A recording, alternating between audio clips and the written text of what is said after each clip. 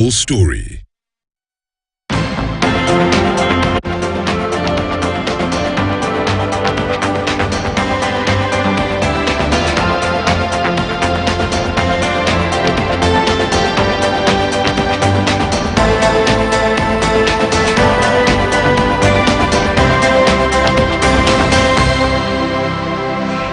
All right, welcome back to Business Today. So while we were chatting here, since I did that intro from the woods, Ken tells me that I'm the new Tiger Woods.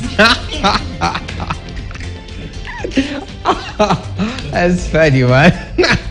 That's funny. That's really, really funny. But gentlemen, welcome back to the show. Of course, Biz Chat, we're talking about privatization. A very good idea.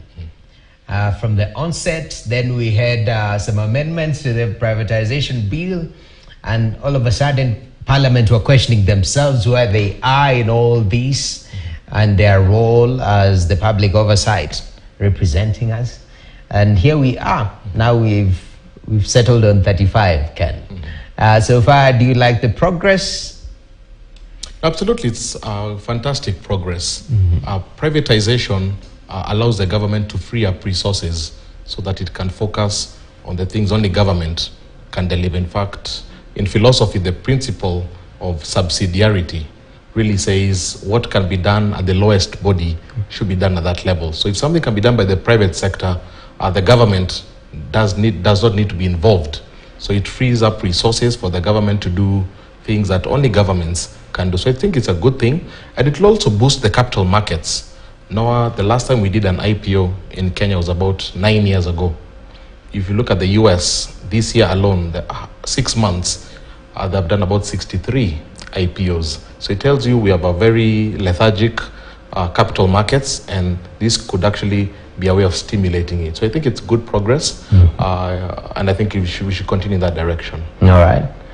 Prof, looking at the way this, because there are people on the other side of the coin, they have expressed their fears that if you privatize, which is a good thing, but you'll have maybe a few individuals, and I don't know whether that is generally the situation in the private sector. If you have the muscle, then we give you the stage to be able to do so.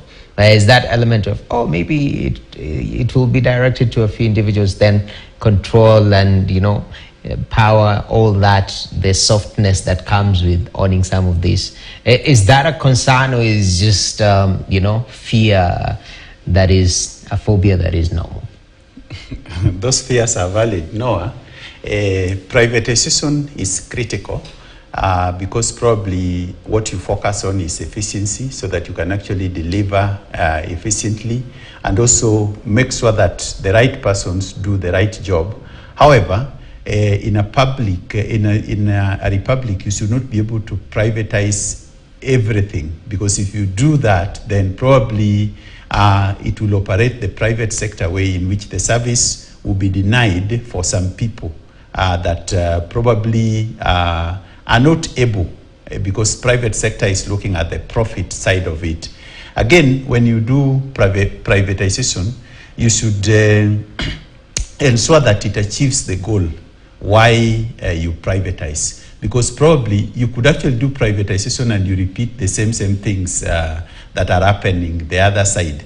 When you are privatizing, there has to be very clear-cut goals of what is to be achieved and follow-up, because at the end of the day, the state still have the responsibility of ensuring, for example, if you privatize Kenya Ports Authority, or you privatize Kenya Pipeline, you still have the responsibility of ensuring that the public are actually getting the goods. So there must be clear-cut objectives that should be achieved, and a mindset that is actually towards improving efficiency. Essentially, the argument for privatization has been to remove bureaucracy and ensure that the focus is on the key aspects that need to be done.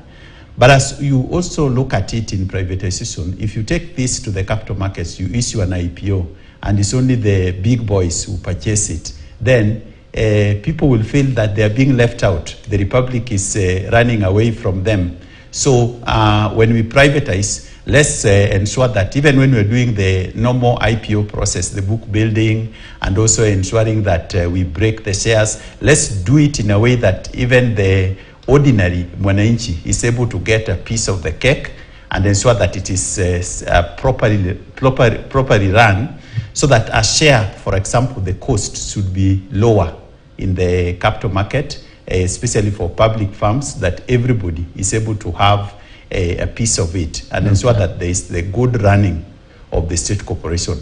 Again, Noah, before even we forget this, we need to ensure that we put some vibrancy in our capital market, because that if you are going to issue an IPO, you are telling people, come back to the stock market. What initiatives are we doing to ensure that we have improved our capital market? Yeah, I remember, was it last Friday we were chatting after Jimmy had that conversation with CEO of NEC, Mr. Odundo, in regards to bringing back the vibrancy, which is a discussion we've had time and time again. But gentlemen, I know time is really running, and I have to bring us to our attention rather this issue of Social Health Insurance Act 2023. Now, there was a Gazette notice 2 days ago on 22nd, and you saw there was a directive. Now the Social Health Authority is set to replace the National Health Insurance Fund.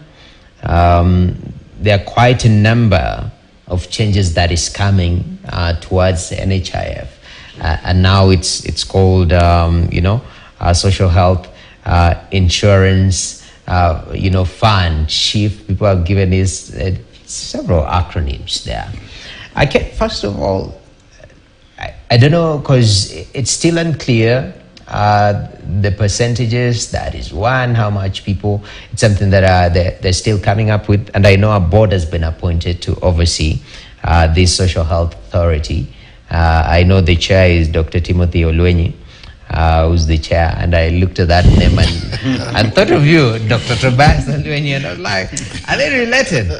Am I sitting with Social Health Authority here and I don't know? Is that the case, sir? No, those are similarities in name. It's just like another Kipkemboi somewhere, probably a Kipkemboi marathoner, and this Noah we know he has never run some marathon. That's true. Thank you for clearing that. Very, very important. Yeah, but the change that is being proposed, Ken, first of all, have you taken time to sort of look at this proposition that is coming on board, and what would it mean for Kenyans? No, I have taken a look at it, and I think the big challenge we have in this country is, as we roll out new initiatives, we fail to do a post-mortem of the previous initiatives. And I would have expected a very good analysis on NHIF and why NHIF did not deliver to Kenyans before we move to SHIF.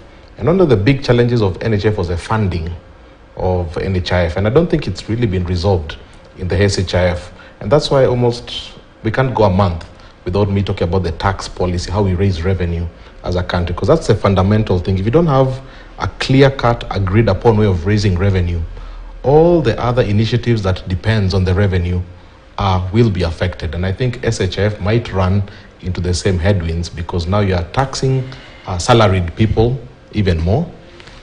Payee amounts, revenues have actually started slowing down. The economy is shedding off jobs. It's not creating jobs. So already you are setting up a model that's going to be very difficult to fund if it's all coming from the pay slips of people who might not have those jobs in the next 6 months. Yet you're asking hospitals to commit to treating people, and hospital owners know that funding might be a challenge. You find that's why there's always a tension between the hospital providers and the patients. Yes. Because the hospital providers will use their own resources expecting to be reimbursed, but they very well know that we are paying debts, we are paying salaries, our tax policy. So I think it's very, very important. We go back to how are we raising revenue, and is it sustainable? Until you do that, every initiative that will depend on the revenue generated, will actually be in a situation that's actually very, very unclear. And it actually causes more confusion to people. Yeah. Doc, from your end, because I was looking at some of the tenets that you have to offer proof of registration to SHIF in order to access government service. And it's borderline, I'm twisting here, man. It's like, you better register for this. Yeah, lest you don't get any service. And if you get it, maybe you get it at a cost. I know the Gazette was revoked. But I mean, how do you process this, Prof? Noah, the funding, the new fund, that is the Social Health Authority, that is bringing in the three aspects. That is is it called the primary health care and the social insurance fund, and then the last one I think is chronic health. There is some good thinking in terms of expanding the funding, because previously we were having a percentage, the last, like I think it was about 1,700, the highest for NHIF. And now with this one, we expect that the pay slips will be rated probably with the gross, and I think previously we had talked of about 2.75% of your gross salary, which it might take cost, so that it goes to these three. In that case, it will expand, it will bring in more money. But just like Ken has said, what is it that is ailing NHIF? Our NHIF funds managed. Those were less funds, but now we want to bring in more money through this one. How will it be managed? That's a question that needs to be discussed, so that are we going to talk about quality of healthcare? In public finance, healthcare financing is critical because when you have the public, you must finance their health. But then, is it quality healthcare? That's what we must question. Yeah. So we should actually be able to provide quality healthcare, number one. And then, now this issue of denying the other people who are not there, that might also bring up some issues, because in the whole republic, there will always be people that are not able to pay.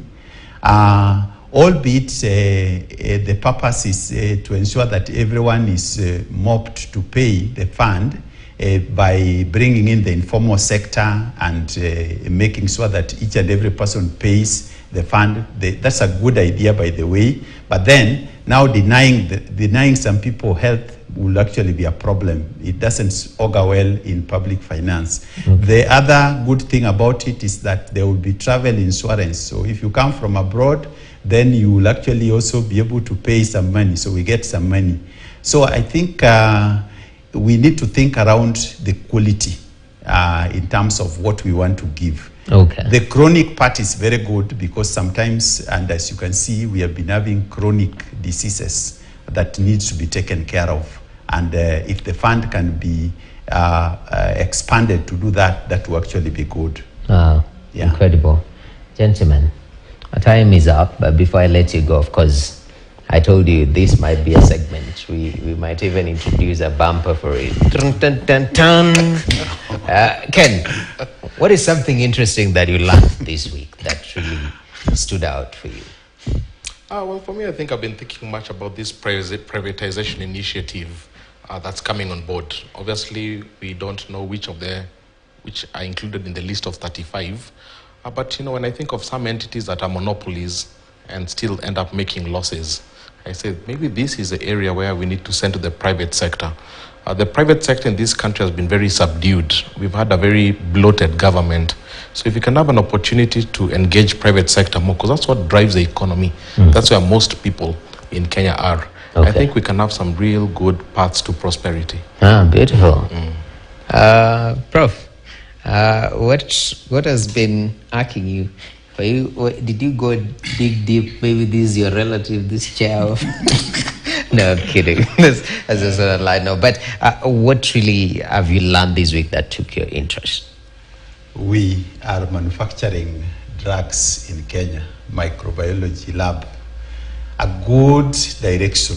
I am always passionate about private sector manufacturing and ensuring that we have our manufacturing firms back to business.